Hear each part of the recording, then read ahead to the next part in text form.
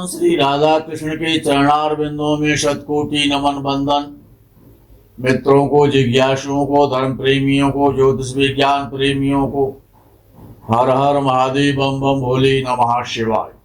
मित्रों, गोचर की परिपाटी, जो गोचर का जो प्रचलन है वो आज देखने में बहुतायत में आता है। हर व्यक्ति गोचर पे विशेष ध्यान देता है, उसको केंद्रित करता है। अब गोचर चंद्र से देखें या लगन से देखें, बड़ा महत्वपूर्ण विषय है ये गोचर का। आज आप चंद्र से गोचर देखें तब भी वही गोचर मिलेगा। यदि आप लगन से गोचर देखना चाहते हैं तो आप लगन से भी देखें, वही परिणाम आएगा। ऋषि परंपरा, आचार्य परंपरा जो है वो लगन से गोचर देखने की है।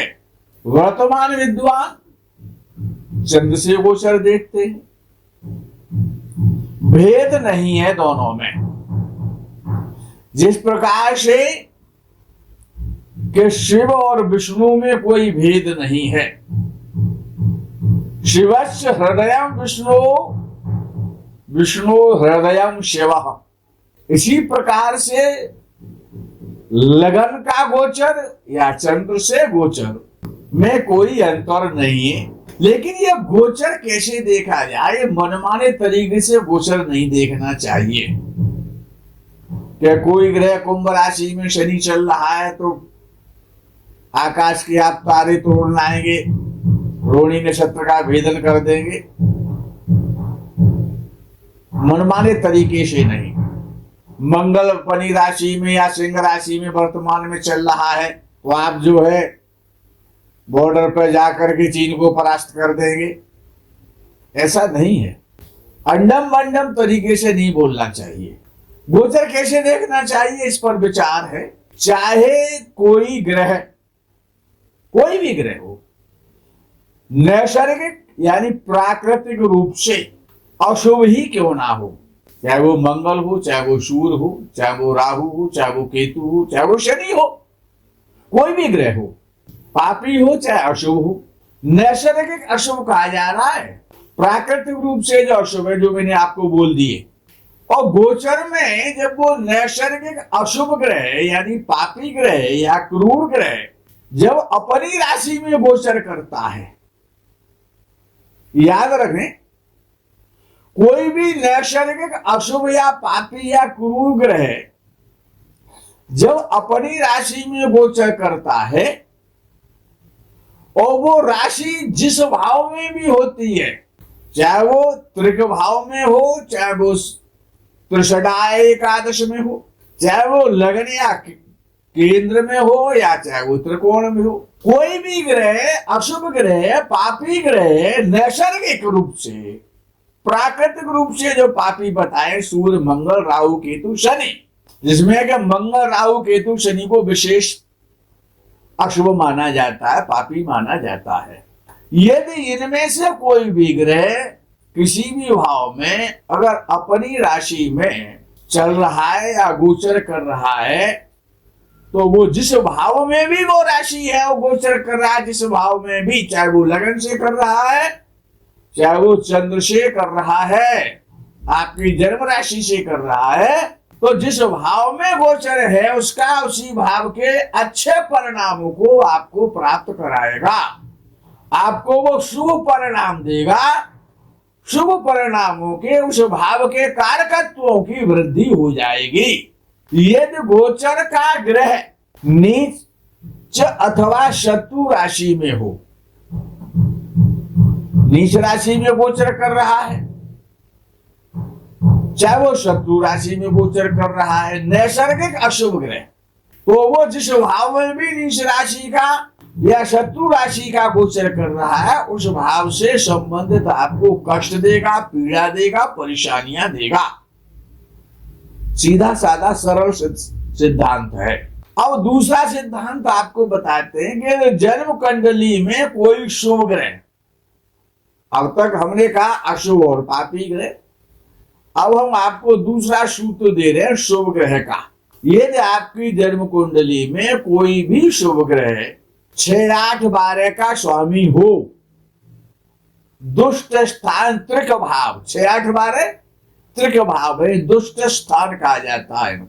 अगर शुभ ग्रह इन भावों का स्वामी है और जिस भाव में होगा गोचर के समय, याद रखना, गलती मत कर देना कि जिस भाव में भी वो 6, 8, 12 का स्वामी गोचर करेगा उस भाव को नष्ट करेगा, उस भाव के परिणामों को खत्म करेगा, उस भाव संबंधी पीड़ा देगा, चाहे वह उस भाव में उच्च राशि का हो चाहे वो स्वराशि का ही क्यों ना हो।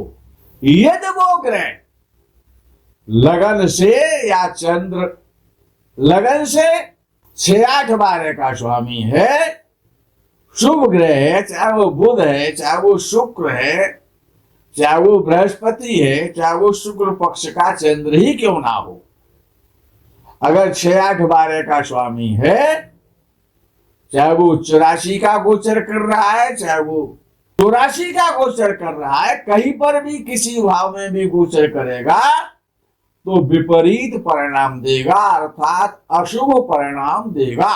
मित्रों, दूसरा एक विषय आता है कि आज का जो युग है, आज का जो समय है, उसमें सबसे बड़ी जो समस्या है, संतान से हर व्यक्ति, प्रायः व्यक्ति परेशान है।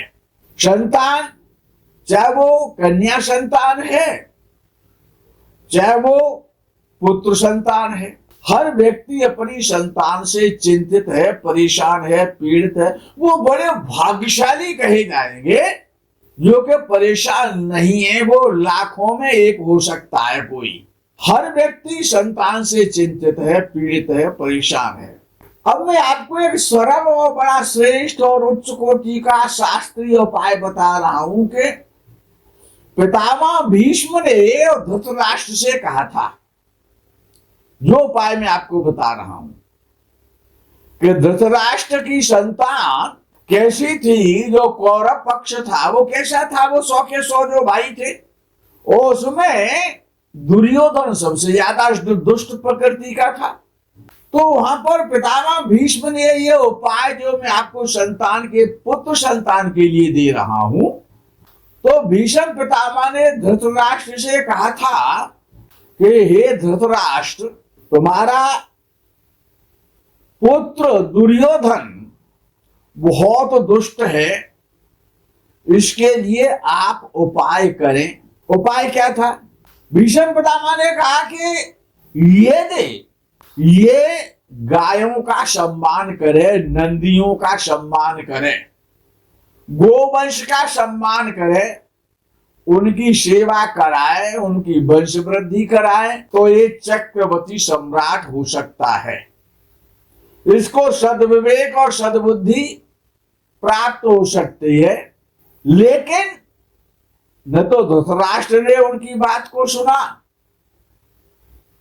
तो दुर्योधन तो किसी की मानने वाला था ही नहीं। उसका परिणाम यह हुआ कि जब विराट नगर की गायों को और दुर्योधन ने जाकर के उन गायों का हरण किया, उस समय अर्जुन ने गायों को बचाया था विराट नगर में, तो जो वो गायों का जो अपमान था, गायों को जो कष्ट दिया गया, गायों की जो मृत्यु हुई, भागने से, दौड़ने से गायें भयभीत हुई, पीड़ित हुई, उसका परिणाम ये हुआ कि महाभारत हुआ और दुर्योधन अपमृत्यु को प्राप्त हुआ। कहने का अभिप्राय यह है कि हमारी जो गोमाता है, उनका जो नंदी है, यदि आपका पुत्र आपके विपरीत चल रहा है, प्रतिकूल दिशा में कदम रख रहा है, आपकी बात नहीं मान रहा है, आप अपने पुत्र से परेशान हैं, और यदि आपकी कुंडली में पंचम भाव में, याद कर लो, यदि मेष राशि आती है, पुरुष राशि आती है, तो लाल रंग के नंदी को गोद ले लो। यदि आप पुत्र से परेशान है और पंचम भाव में यदि आपकी मेष राशि आती है, तो भारतीय वेद लक्षणा युक्त जो लाल रंग का जो नंदी है उसको गोद लो, उसकी सेवा करो, तो आपका पुत्र शतपुत्र हो जाएगा, कुपुत्र से सुपुत्र हो जाएगा। सबसे अच्छा उपाय है। यदि आपकी कन्या संतान यदि आपको पीड़ा दे रही है, कष्ट दे रही है, या विवाह के बाद आपकी कन्या पीड़ित है, दुखी है अपनी ससुराली जनों से, बड़ा अच्छा उपाय बता रहा हूं उन माता पिता के लिए कि यदि आपकी वृषभ राशि पंचम भाव में जन्म कुंडली में आती है, तो सफेद रंग की गाय, यहां पर नंदी का विषय नहीं है, जो वृषभ राशि स्त्री राशि है और मेष राशि पुरुष राशि है।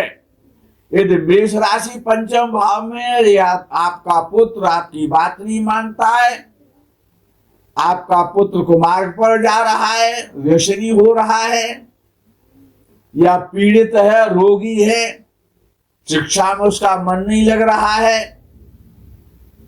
तो लाल रंग के नंदी का ग्रहण करो, उसको गोद ले लो, उसकी सेवा करो और प्रेम से करो। मैं गारंटी देता हूं चमत्कार हो जाएगा आपके जीवन में। पुत्र की मानसिक स्थिति बदल जाएगी।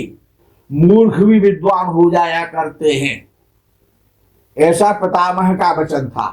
और यदि आपकी कन्या आपके विपरीत जा रही है, आपकी बात नहीं मानती है, या कन्या गलत व्यसनों में जा रही है, कुमार्ग पर जा रही है, शादी के बाद ससुराल में पीड़ा कष्ट भोग रही है, तो आप वृषभ राशि स्त्री राशि है और गोवंश की राशि है वृषभ राशि। वृषभ बैल के लिए कहा जाता है। तो आपको सफेद रंग की सुंदर सी गाय, जिस पर कोई धब्बा नहीं हो, बिल्कुल व्हाइट कलर की हो, भारतीय वेद लक्षणा सफेद रंग की गाय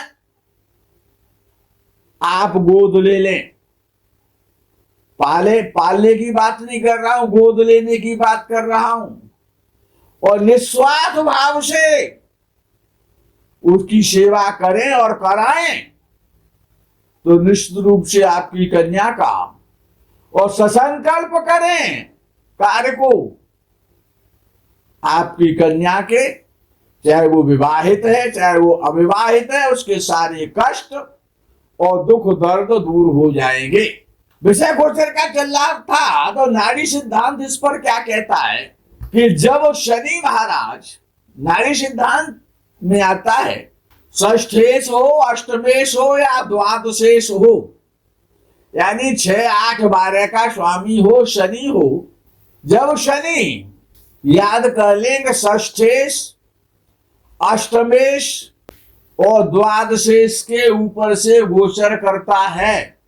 जब शनि, एक बार पुनः बोल रहा हूं कि जब शनि देव 6वें भाव के स्वामी, अष्टम भाव के स्वामी और 12वें भाव के स्वामी के ऊपर से जब गोचर करते हैं, स्वामी के ऊपर से, तो हमेशा गलत परिणाम देते हैं। आपका अष्टमेश, षष्ठेश और द्वादशेश जहां पर भी बैठे हैं, ये तो उनके ऊपर से जब शनि भ्रमण करता है, वो जातक का उस समय बड़ा कष्ट का, परेशानियों का, पीड़ा का, दुखों को भोगने का, बर्बाद होने का समय होता है। शारीरिक रूप से, मानसिक रूप से और आर्थिक रूप से। तो हमेशा ये देखना है कि आपका षष्ठेश, अष्टमेश और द्वादशेश कहां बैठे हैं। क्या शनि उनके ऊपर से गोचर तो नहीं कर रहा है? इधर उनके ऊपर से गोचर कर रहा है, तो निश्चित है कि आपका परीक्षा का समय है, बहुत कष्टमय समय, बहुत परिश्रम से जीवन व्यतीत करना पड़ता है उतने समय तक, जब तक शनि इन भावों के स्वामियों के ऊपर से गोचर करता है। और शनि का लग्नेश, पंचमेश और नवमेश, यानी लग्न के स्वामी, पंचम का स्वामी और भाग्य स्थान के स्वामी से के ऊपर से जब गोचर होता है, तो हमेशा श्रेष्ठ और सुंदर और अच्छा परिणाम होता है। 6-8 बारे के स्वामी के ऊपर से जब गोचर करेगा तो आपको कष्ट देगा, पीड़ा देगा, निर्धनता देगा, बनी हुई कार बिगाड़ देगा। और यदि वही शनि लग्नेश, पंचमेश और भाग्येश के ऊपर से जब गोचर करता है तो हमेशा सकारात्मक परिणाम देता है। और जब शनि महाराज चौथे भाव के स्वामी के ऊपर से गोचर करते हैं, चतुर्थेश जहां पर भी बैठा है, ये तो उसके ऊपर से शनि महाराज जब गोचर कर रहे हैं तो आपका जन्म स्थान का परिवर्तन होगा, आपकी सर्विस में परिवर्तन होगा, आपके व्यापार में परिवर्तन होगा, आपके कार्यालय में परिवर्तन या रूपांतरण होगा। परिवर्तन का समय आ जाता है।